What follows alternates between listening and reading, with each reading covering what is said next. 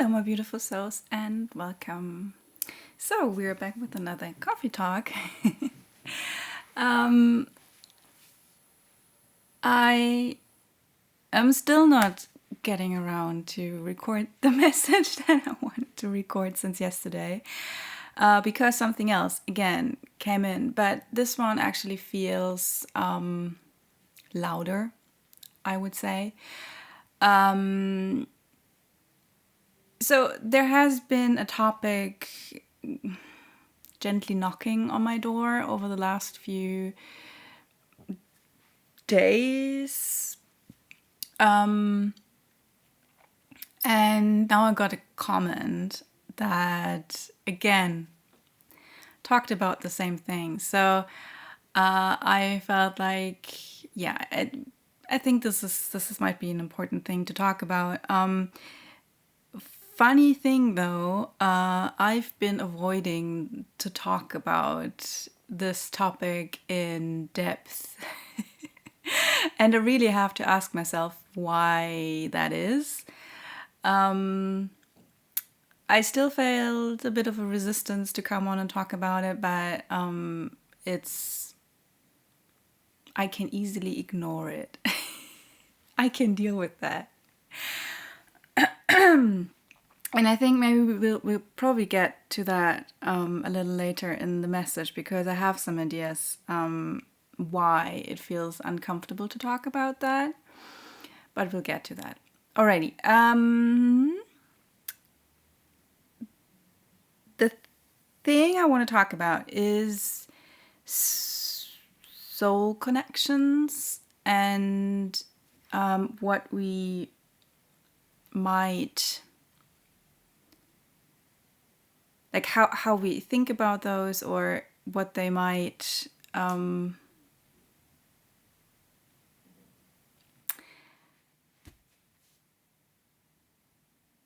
okay, this is tripping me off. Okay, I'm trying to define it. I'm trying to define like this whole thing, and it's already tripping me off. And that's basically the thing I wanted to talk about.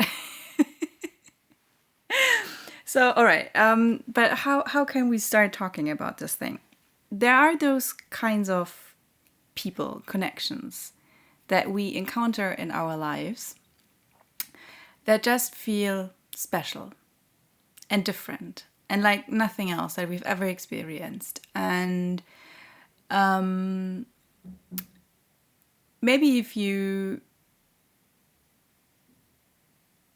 found yourself on something that you might call a twin flame journey, or you've been there are so many different names for that. I think twin flame is like the most common one, but you could also call it a divine counterpart or a mirrored soul connection, karmic connections. And it's really hard to tell them apart, right? And there are so many different, there's so much content out there about this topic. And everybody seems to have a different definition.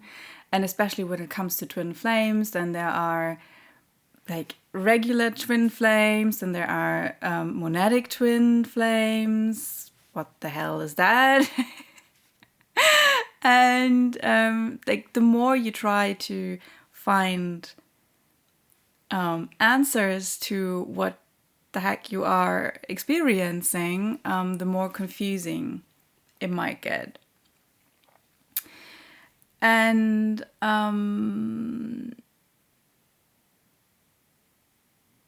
so let me tell you one thing: the confusion is good. Because the moment your mind settles on a definite answer, that is when the problems begin. So if you came here with the question of mind, is this person my twin flame?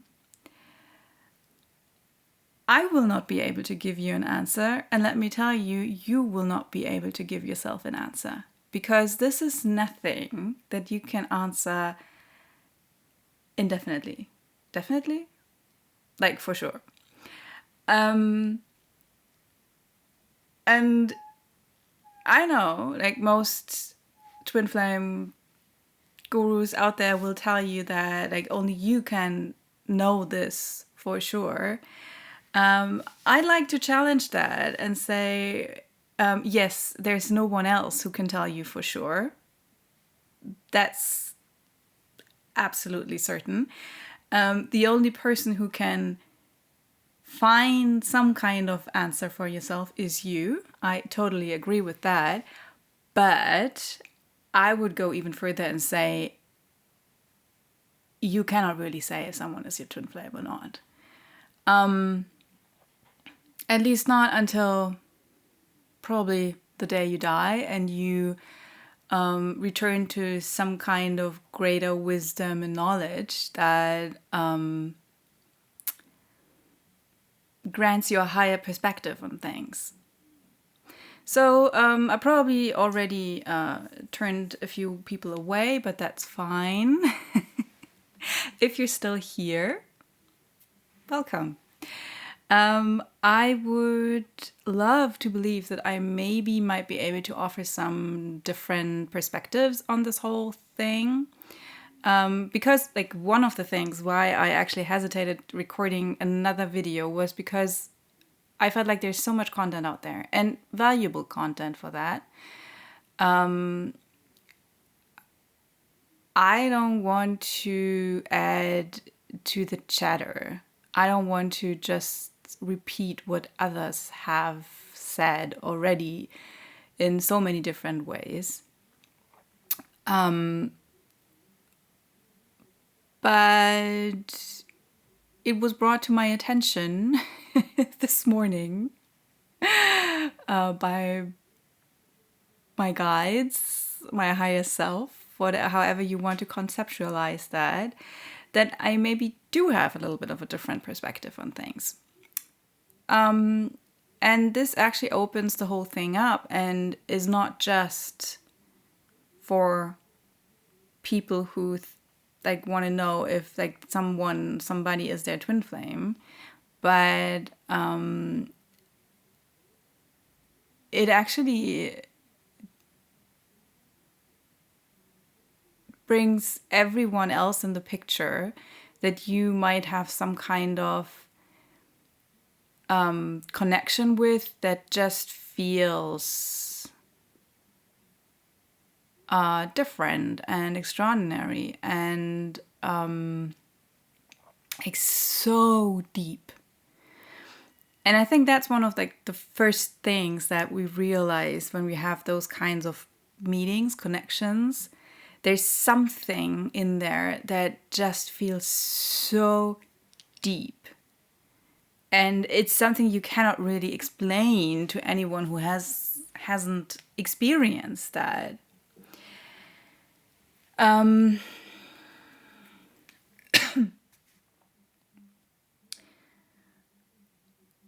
I can already tell that this will be a message where I will be like flip-flopping between flow and being taken out of that flow. Because that's the energy I'm tapping into. Okay, the on-off aspect. I told my guides, please lead me through this message because there's so much I could talk about. And I thought about like making some notes, bring some structure, but that also didn't feel right. So I said, okay, guys, please just guide me. Please just guide me. So that's their way of guiding me. So, okay, there is this, like very often we experience this on-off like energy, this flip-flopping energy, and then it gets so intense. And let me just say one thing, very, very clear. Intensity is not a sign that a relationship is your twin flame, that it is meant for you, that it's divine in some aspect. No. I mean, we could say everything is divine, but that's a whole different story. So, intensity is not a sign that this person, situation, relationship, connection is meant for you. Very, very often, the most toxic relationships that we can have are the most intense ones. This has many different reasons. One of them is that when those polarities come together, like we attract an opposite polarity that mirrors back to us what is unhealed or hidden in the dark within ourselves. And this is causing the intensity, because there is this it's like two magnets that are coming together and then repelling each other again. And this is this on-off thing that so many of us experience in relationships. And this has a lot to do with our what we've learned when we were children, about like how to connect in relationships when we had unstable parents. Like this is all basic psychology stuff. And this brings me to the first advice that I might give on this whole thing is, if you are in a place right now where you're saying, like, I don't know, like this is such an intense relationship, like is this a spiritual one? Is there a greater meaning behind all of that? But it's so intense, it's throwing me off balance. I'm not sure if this is good for me, but what if it's this the person? What if like we are meant to be together? What if this is like we have a soul contract? You probably have, but not all contracts are pleasant.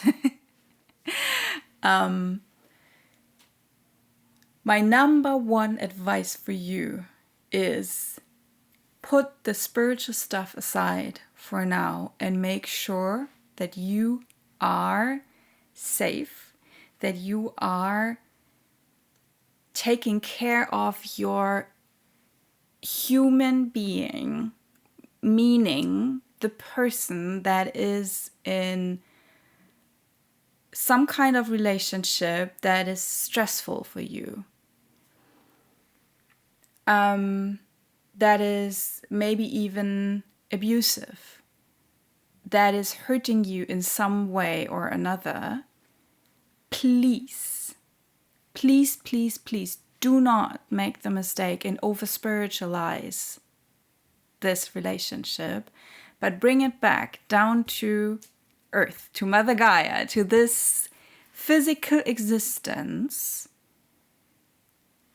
and make sure that you are as safe as you can possibly be in that moment.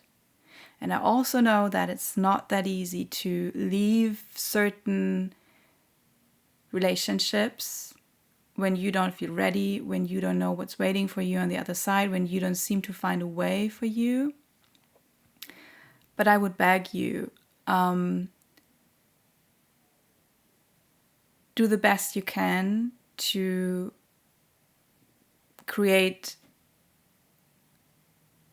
a safe environment for yourself, to take care of you, the person, the human. And if necessary, look for help. There are people out there who can help you if you are, for example, in a abusive relationship. I know it feels like sometimes it's impossible to find a way out or to just look for help. I would really ask you to do that, and to maybe bring one spiritual aspect in here. What you can always do is ask your guides, your higher self, your angels, however you conceptualize that, whatever forces you connect with, you talk to, you pray to, ask them for help. Ask them for a way out if you want to find a way out.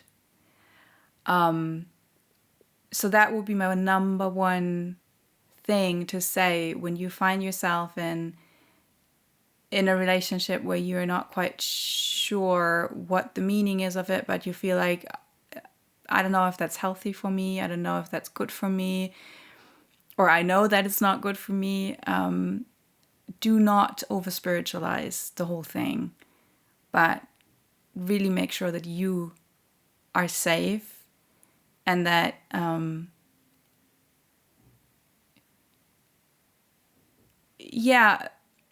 it can be very, very helpful to step away from all those spiritual concepts around relationships until you grounded yourself enough, maybe healed yourself enough to come back to those topics without being in danger to, again, slip back into this and over spiritualize a relationship. And because what we tend to do is that we stay in unhealthy and toxic connections that actually hurt us.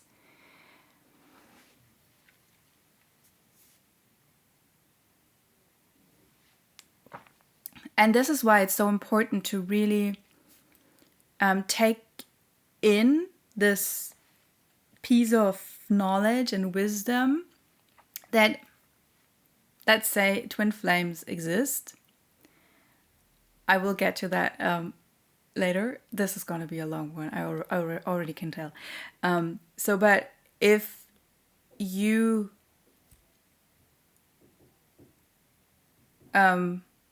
let's say twin flames exist, or something like twin flames, those spiritual bonds exist. This is not a guarantee, or it does not mean that you are meant to end up with that person. Because those kinds of connections come into our lives to help us grow. They are our most intense, deepest mirrors. And what they are mirroring back to us is ourself. They are mirroring back to us what parts inside of ourselves we have not integrated, we have not healed, we have not even looked at or acknowledged that they are there. So they are mirrored back to us. This is true for any relationship. This is true for your whole life, for everything that happens in your life. It's some kind of a mirror. It's not always that straightforward, but let's keep it simple for now. So those kind of relationships, the more spiritual relationships, they are intensified mirrors. And this can have different reasons. One of the biggest one is because our souls wanted to kind of get a fast track on the healing journey. So they chose to embark on this kind of experience. And it's a very, very intense mirror that we are encountering.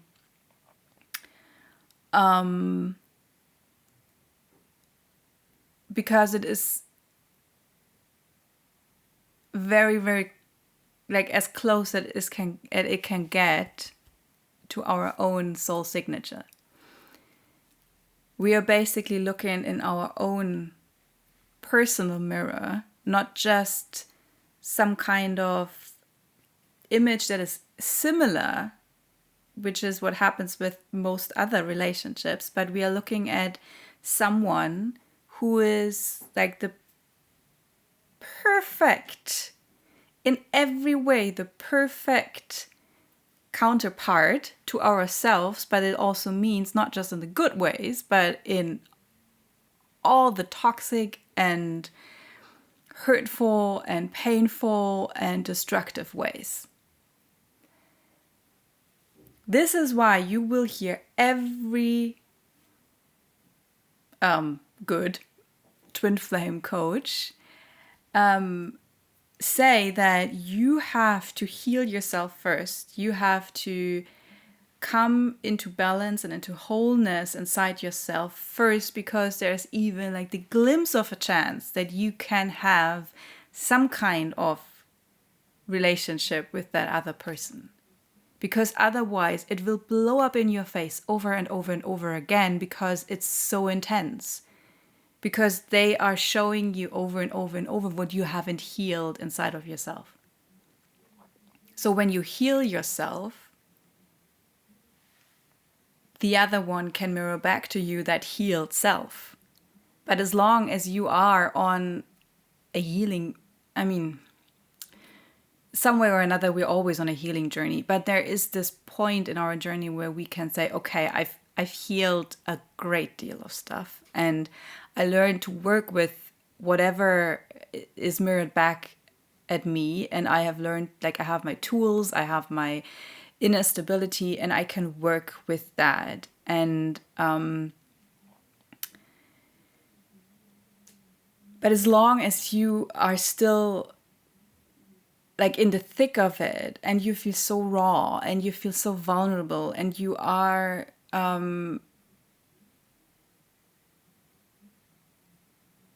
you are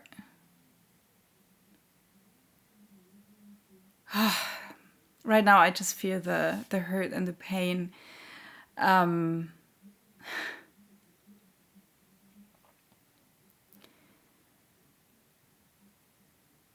It's just such a vulnerable place to be in. And I see the image of like when you have a wound. And I want to say cut your finger, but no, like this is like a deep wound. And it's just starting to heal. And then someone comes along and pokes a finger into that wound and rips it open again. It's impossible to heal that way. It's just impossible. So this is why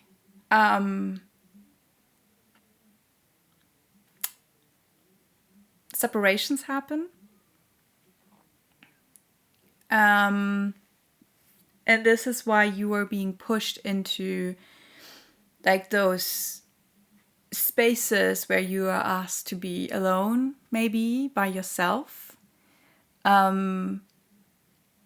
to simply be in that healing cocoon. That's what many of us call the hermit phase.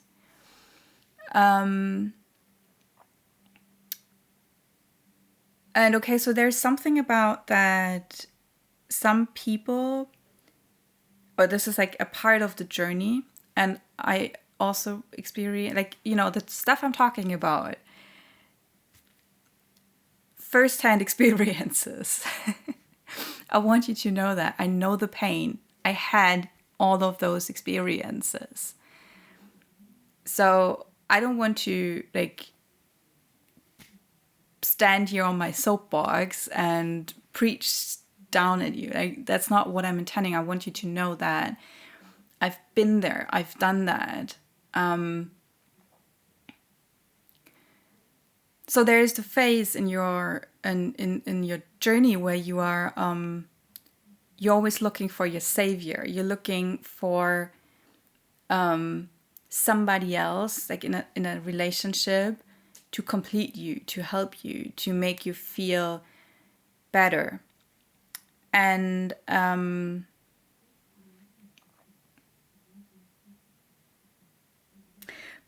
while yes, relationships can offer that to us,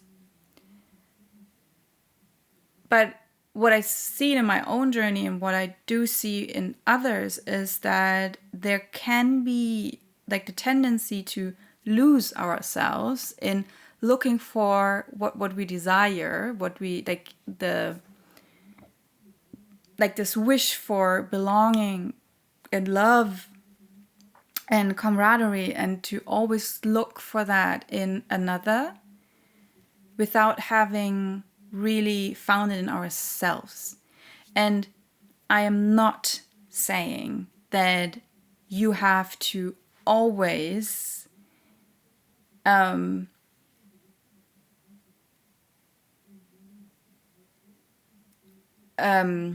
what's the word? That you have always to be the one who gives that to you, and that you have to be like 100% independent. That's another thing that like in the whole self-help community is talked about like a lot, that you can only love someone when you're completely healed, and like that's bullshit. That's just bullshit. That's not true. And relationships can teach us a whole lot, but it doesn't always have to be romantic relationships. It doesn't always have to be physical relationships. And I'm not speaking about like those kind of spiritual relationships we've been talking about, or overly spiritualized relationships, but I'm speaking about like the relationship to our spirit guides, which is, by the way, the video I've been trying to record.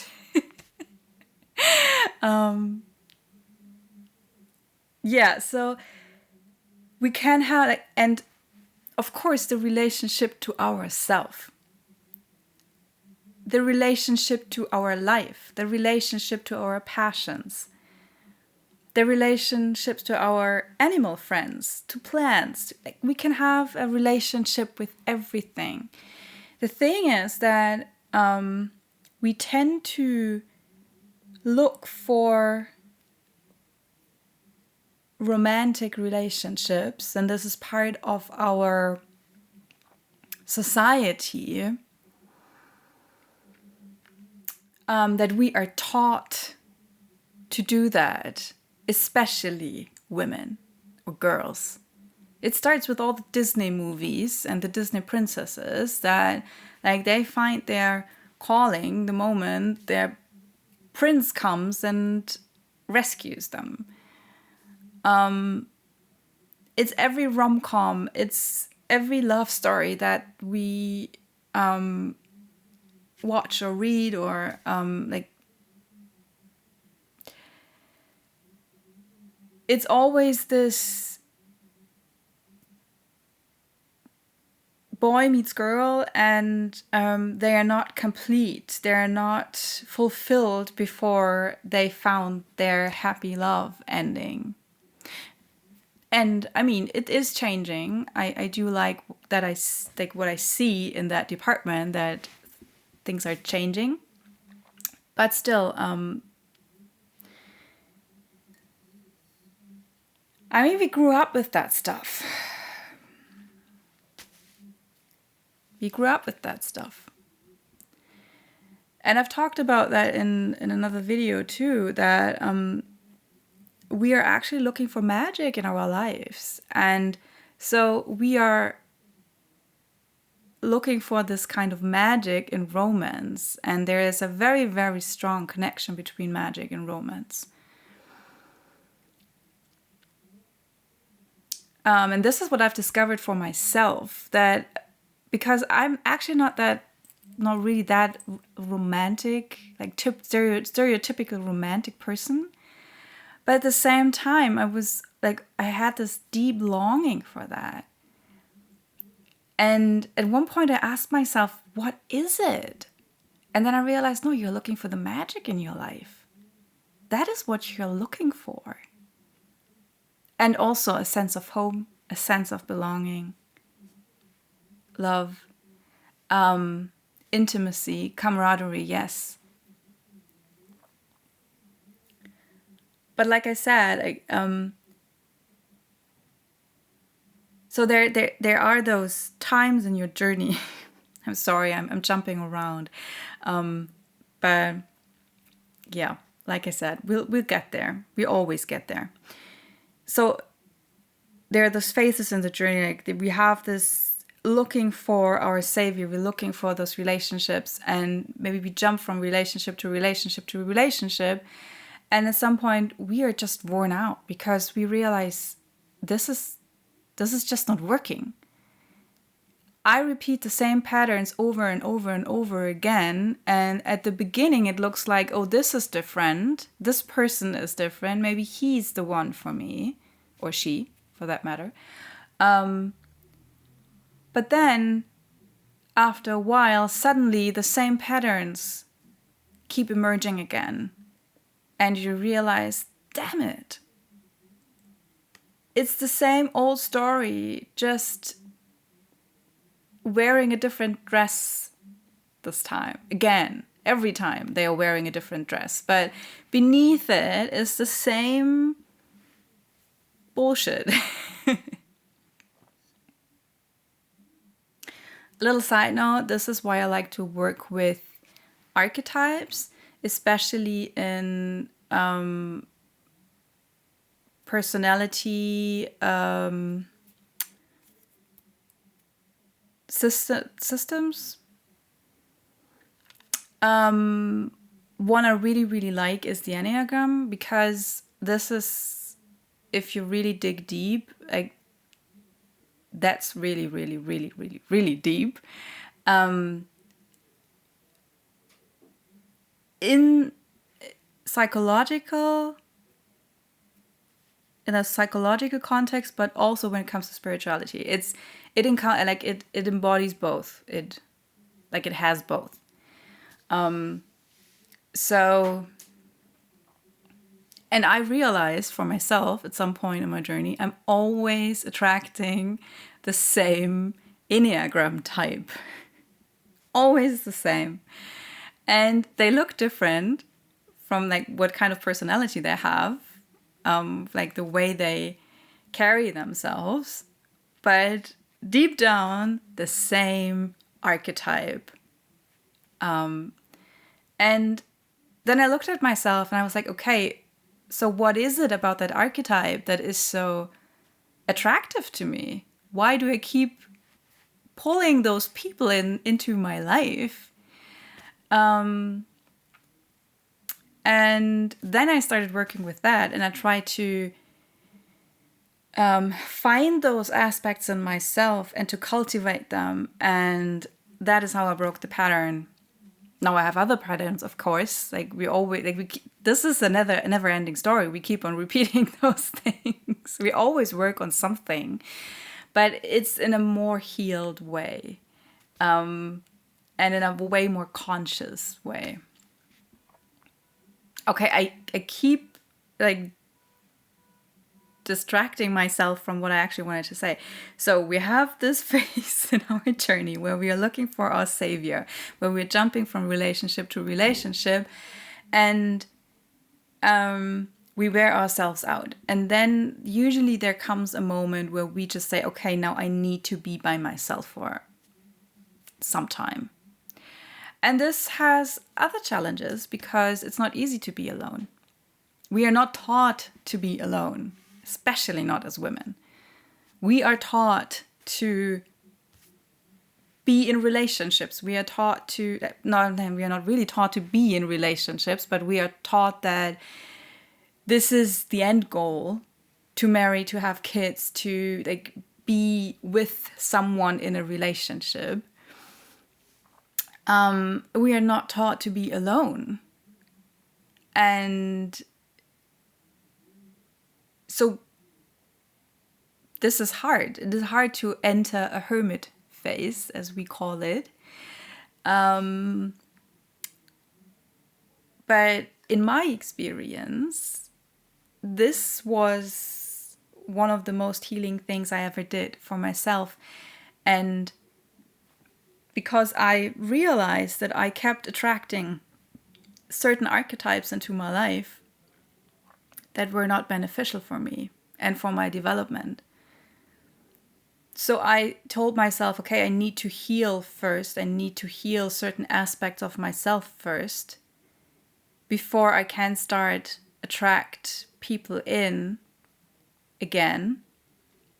And it's not like that in this hermiting phase, like my hermiting phase lasted for about 3 years.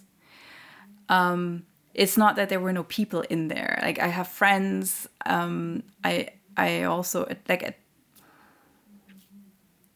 the universe always brought me those people. Like, they showed up in my life when I needed them. And they taught me lessons. But it was carefully orchestrated by my guides on my journey. And usually that happens if you start to work consciously with your guides. If you ask them and you say, okay, can you please help me learn that lesson, but I don't want to repeat those cycles, those destructive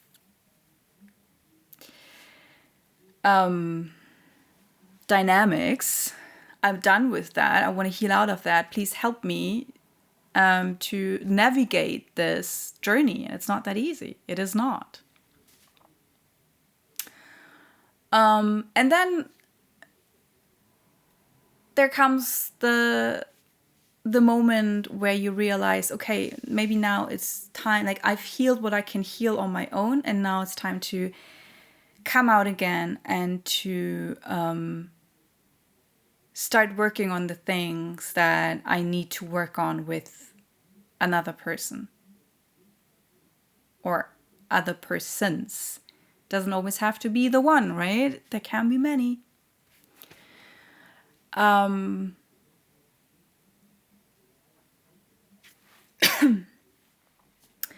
Okay, that's that.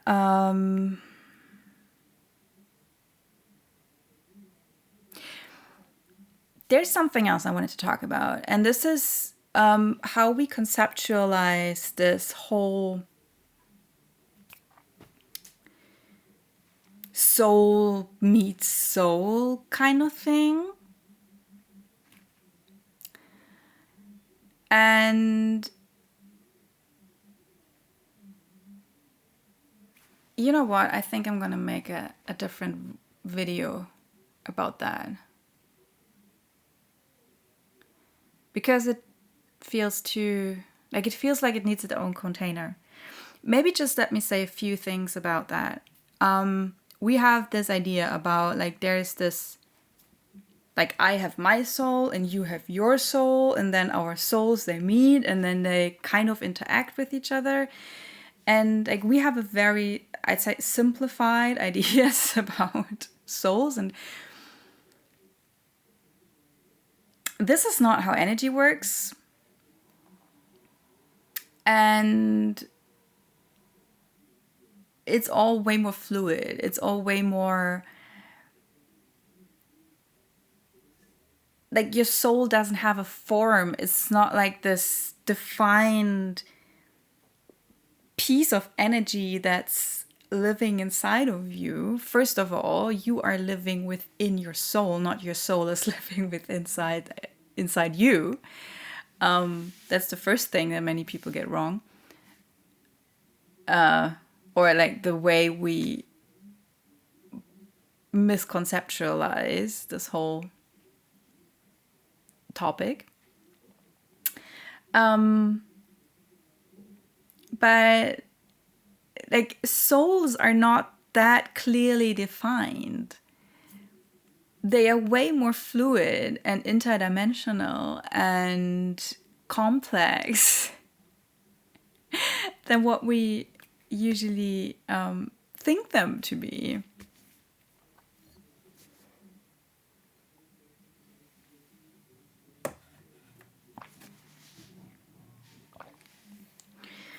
And this is where this whole twin flame narrative falls short. Because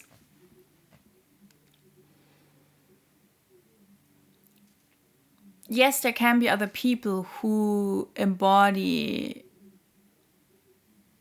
a soul. Let's call it a stream of energy, because that's basically what a soul is. They embody a stream of energy that is connected to the same source as you are, but so is everybody else. Like, we all come from the same source. We all come from the one. We are all one. And yes, there are people who feel closer to you, and that is why, that is because they embody a certain energy signature, that is closely related to your own.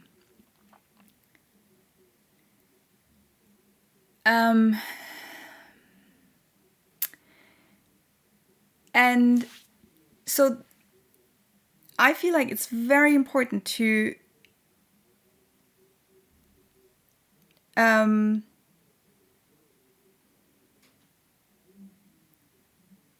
leave this narrative behind of like that a soul looks the same as we do and is the same as we, just like in an energetic form. That's not the case. Like I said, it's way more fluid. It's like a stream, it's like an ocean, it's like a river of energy. It doesn't have a form.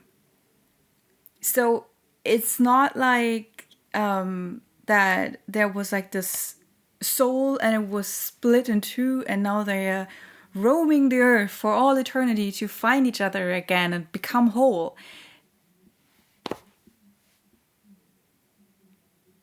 And this may be very, very triggering for a lot of people, and it might be painful to hear that.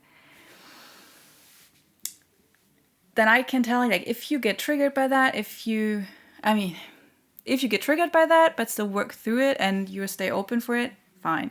If you get triggered and you want to attack me for saying that, if you want to tell me that I'm wrong, I mean, you can do that. I don't really care.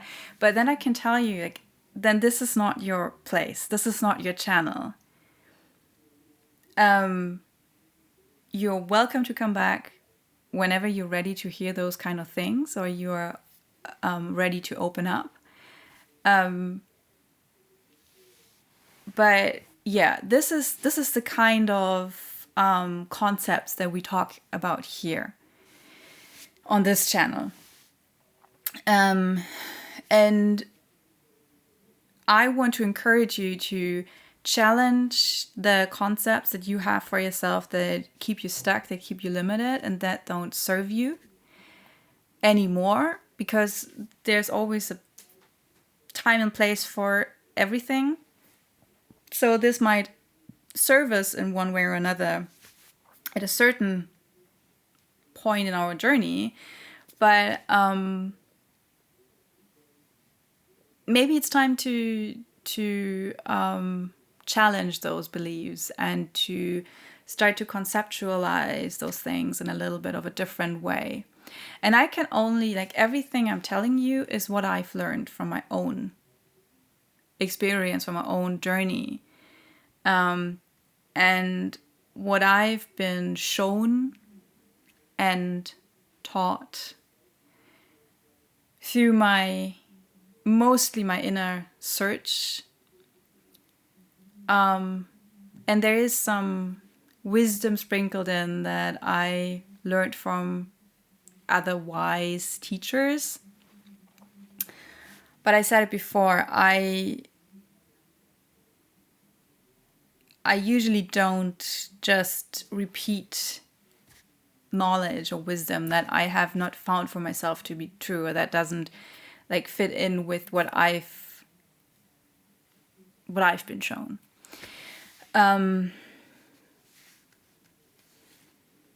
So yeah, but I will talk about this whole soul thing in a different video.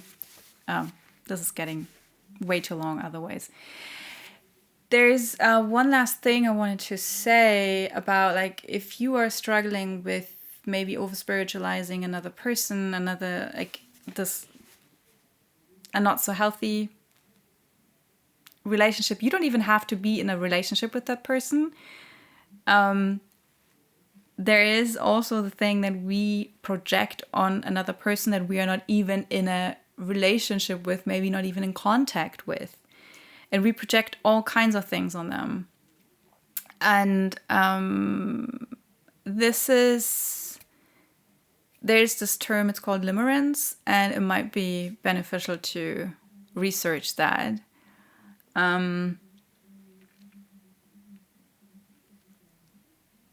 And to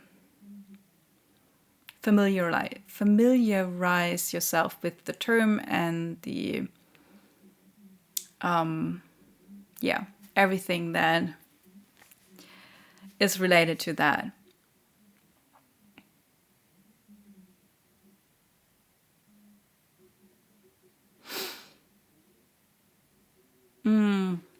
Yeah.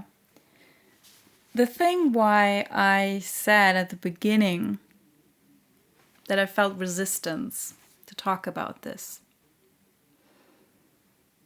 And this, that is also related to the limerence.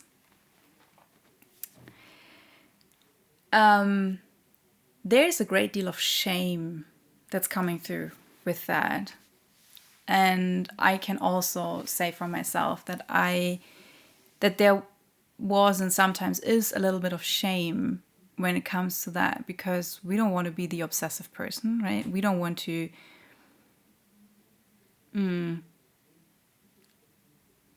we just don't want to be the person who's in limerence and projecting onto someone else. And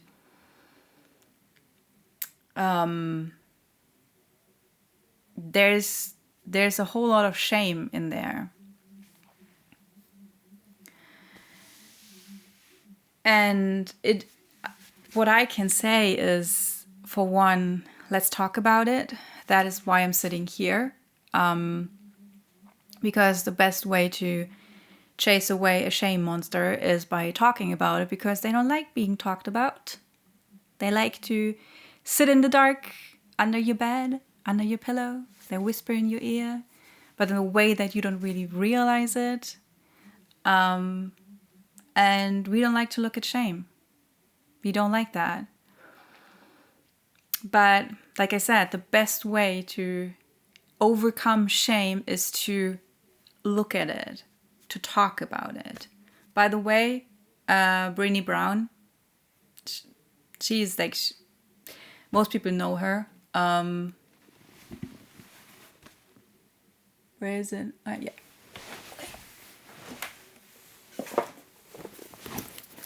Most people know her book, Daring Greatly. You see all the markers I have in here. This is a great book. She talks about shame in here as well. I don't even know if she wrote a book on shame, but like she used to be or is a shame researcher. So Daring Greatly by Brené Brown, I can only recommend her. And she has a great TED Talk. And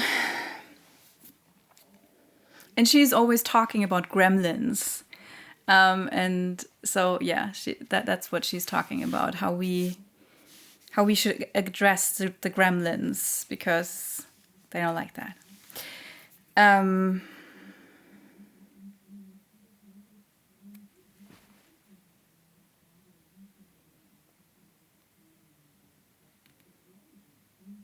Right. I just lost my train of thought. So the one thing that we can do is to talk about it.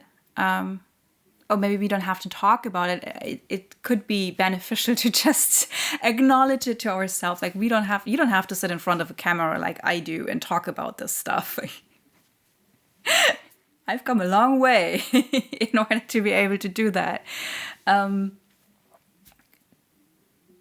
The first step is always to acknowledge it to ourselves. And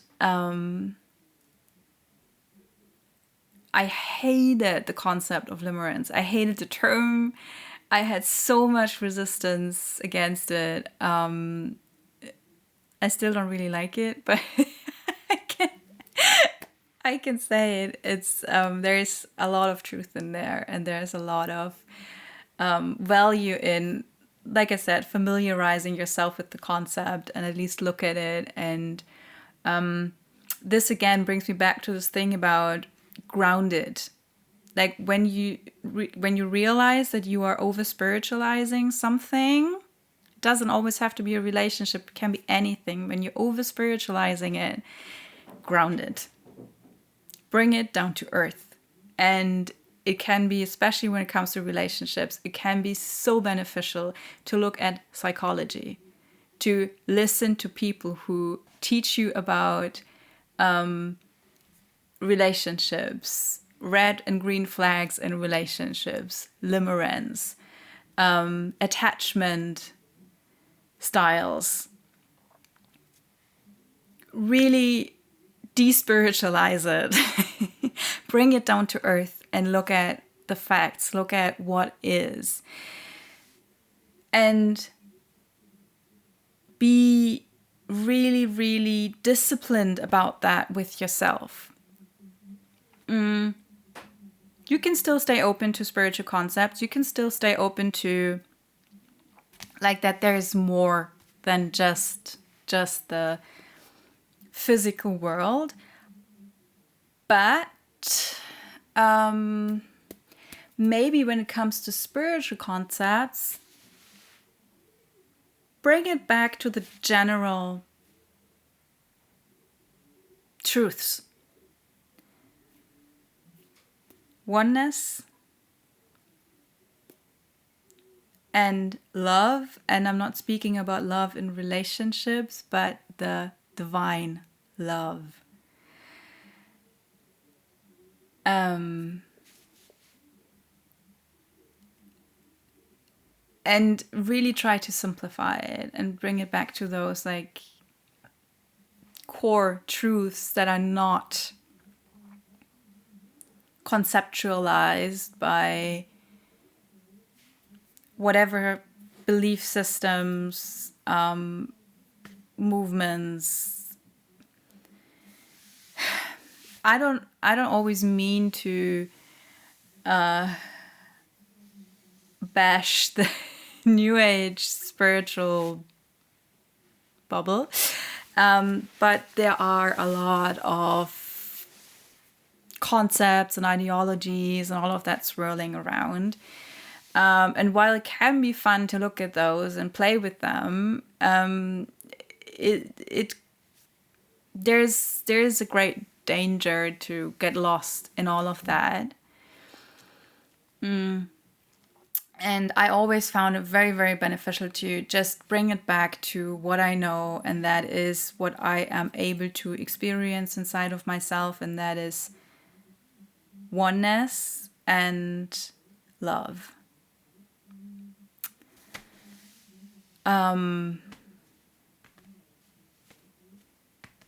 Yeah, so this is really helpful when you are still like in that phase of healing and dealing with unhealthy relationship patterns. Ground it, bring it down to earth, and look at the psychological aspect of things. Familiarize yourself with, like I said, attachment styles, toxic relationship dynamics, all of that. And there are great people out there who, like Brené Brown. Gabor Mate is another one. He doesn't speak so much about psychology, but about, like, he's a doctor. He's a very awake person, I say, a very spiritual person, but don't, like, I mean, be careful, because there are a lot of YouTube AI stuff out there. But if you manage to find like his books or like talks that like he really interviews and talks, there are some of them out there. He's great, and like he also talks about relationships and all that stuff. I don't know why I'm looking at my bookshelf here.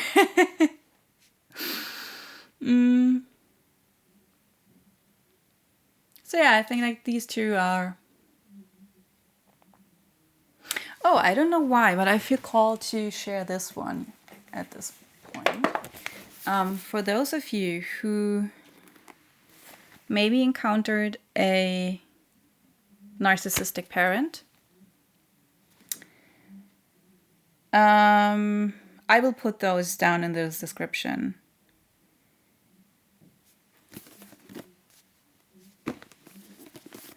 This, like empaths especially, they are, when they come out of those kinds of families, they are especially prone to becoming sucked into those spiritual, over-spiritualized ideas and concepts and all of that. All right, my loves. This is a long one, but I hope it served. I hoped it maybe could shed a bit of light on the whole thing. And yeah, I will probably keep on talking about this. If you do have questions, you can put them in the comments. I cannot promise that I will always make like a whole video about it, but if I feel like it serves, if I feel like this is something I feel called to talk about, then I will. And yeah, it's just know like you're not alone. And I always like to tell people like that I've come a long way, and I don't know if of course I still have my things where I need to also ground myself and come back to what is true.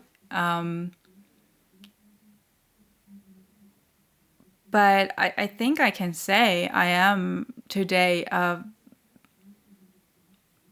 I'm just happy with the life I have. I'm happy with myself. I love what I do here. I'm so excited for what's waiting for me in my life. I'm so excited for all the beautiful connections I will be able to make. I already have in my life. And it's possible to heal. It is possible to exit those dynamics. It is possible to come out of all this toxic push and pull, and to become whole again inside of yourself, and to attract in the life and the people and the community that has your best interest at heart.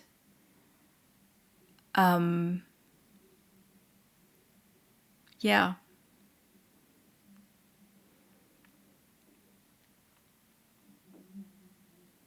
And like I said, I wouldn't tell you this if I wouldn't be like my own best example for that. Wherever you are, however you're feeling right now, please know that you're valued, that you are loved, just for the beautiful, beautiful person you are. And I wish you all the strength and the best for your journey. I would love to see you here again. I would love to hear from you if you feel like it. And of course, in the comments, I just want to say, like, you can also shoot me an email if you don't feel like sharing it in the comments. Yeah. And like I said, I would love to see you maybe in the next video. And until then, take care, my loves. Bye.